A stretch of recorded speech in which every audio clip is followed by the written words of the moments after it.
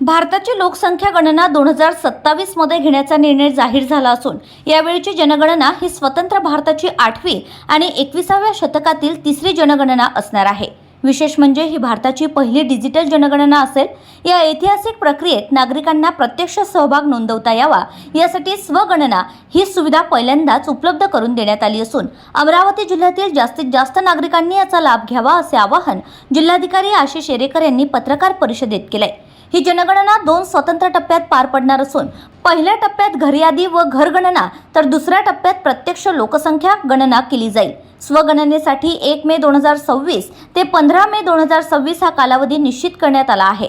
नागरिकांनी शासनाच्या अधिकृत se.census.gov.in या वेब पोर्टलवर आपल्या मोबाईल किंवा संगणकावरून कुटुंबाची माहिती भरायची आहे। यासाठी आधार कार्ड किंवा मोबाईल नंबरच्या आधारे लॉग इन करून एकूण 33 प्रश्नांची अचूक उत्तरे देणे आवश्यक आहे।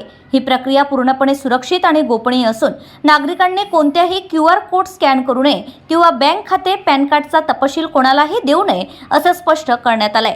अमरावती जिल्ह्याच्या नियोजनाबाबत सांगायचं झालं तर ग्रामीण व शहरी भागात एकूण 4499 घर यादी गट बनविण्यात आले आहेत। या कार्यासाठी 68 क्षेत्र प्रशिक्षक, 4639 प्रगणक आणि 813 पर्यवेक्षकांच्या नियुक्त्या करण्यात आल्या असून त्यांचं प्रशिक्षण सध्या सुरू आहे। जे नागरिक तंत्रज्ञान वापरू शकत नाहीत किंवा ज्यांनी स्वगणना केलेली नाही त्यांच्यासाठी प्रशिक्षित प्रगणक 16 मे 2026 ते 14 जून 2026 या कालावधीत प्रत्येक घरी भेट देऊन ॲपद्वारे माहितीची नोंद करतील। ज्यांनी आधी स्वगणना केली आहे त्यांनी प्रगणकांना फक्त आपला SCID द्यावा।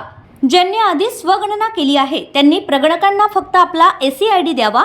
जनगणनेतून मिळणारी आकडेवारी पुढील 10 वर्षांसाठी शाळा, दवाखाने, पाणीपुरवठा आणि रोजगार यांसारख्या विविध विकास आराखड्यांचं नियोजन ठरवण्यासाठी अत्यंत महत्त्वाची असते। त्यामुळे अमरावती जिल्ह्यातील सर्व नागरिकांनी विशेषतः सुशिक्षित तरुणांनी पुढाकार घेऊन या राष्ट्रीय कार्यात सहभाग नोंदवावा असे आवाहन प्रशासनानं केलं आहे। काही तांत्रिक अडचण असल्यास स्थानिक तहसील कार्यालय किंवा नगरपालिका प्रशासनाशी संपर्क साधावा असंही ते म्हणाले आहेत। नमस्कार।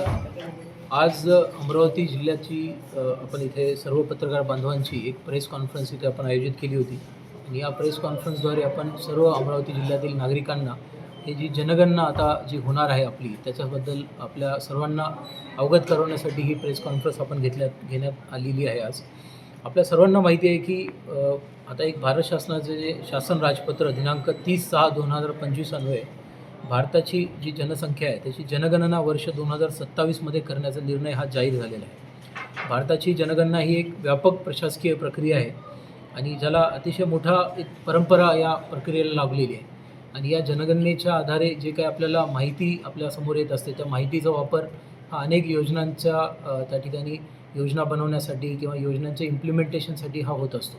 त्यामुळे ही जी जनगणनेची जी काही एक्सरसाइज आहे, जनगणनेचा जो कार्यक्रम आहे हा अतिशय महत्त्वाचा असा कार्यक्रम आहे आणि तो सेन्सस ॲक्ट जो आहे त्याच्या अंतर्गत हा सर्व होत असतो। आता पहिल्यांदा सांगायला आनंद होतो की ही जी जनगणना आहे ती पहिल्यांदा डिजिटल अशी जनगणना होणार आहे आणि याच्यामध्ये एक सेल्फ इन्युमरेशन म्हणजे स्वगणनेचा सुद्धा आपण पर्याय पहिल्यांदा हा जनगणना संचालनालयाने आपल्याला उपलब्ध करून दिलेला आहे। तर या कालावधीमध्ये 1 मे ते 15 मे या कालावधीमध्ये आपण स्वगणना ही त्या ठिकाणी सुरू करणार आहे। स्वगणना म्हणजे काय तर जे सेन्ससचं आपल्याला एक census.gov.in या वेबसाईटवर जाऊन आपल्याला कुटुंब प्रमुख या नात्याने त्या ठिकाणी आपल्या कुटुंबाची माहिती ही स्वतः भरण्याचा एक प्रकारे एक संधी यामध्ये आपल्याला मिळालेली आहे। त्याला आपण सेल्फ इन्युमरेशन किंवा स्वगणना असे म्हणू। तर हे संपूर्ण जिल्ह्यामध्ये ही प्रक्रिया 1 मे 2026 ते 15 मे 2026 अशा पद्धतीने चालू होणार आहे।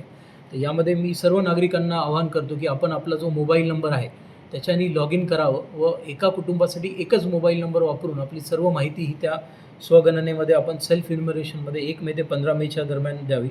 हे जेव्हा आपण सगळी माहिती तुम्ही त्या ठिकाणी द्याल त्याच्यानंतर तुम्हाला एक 11 अंकी एक ID जनरेट होणार आहे। त्याला आपण SCID म्हणजेच सेल्फ इन्युमरेशन ID असं म्हणू, जो की ID तुमची एक प्रकारे त्या कुटुंबाची ओळख ही राहणार आहे।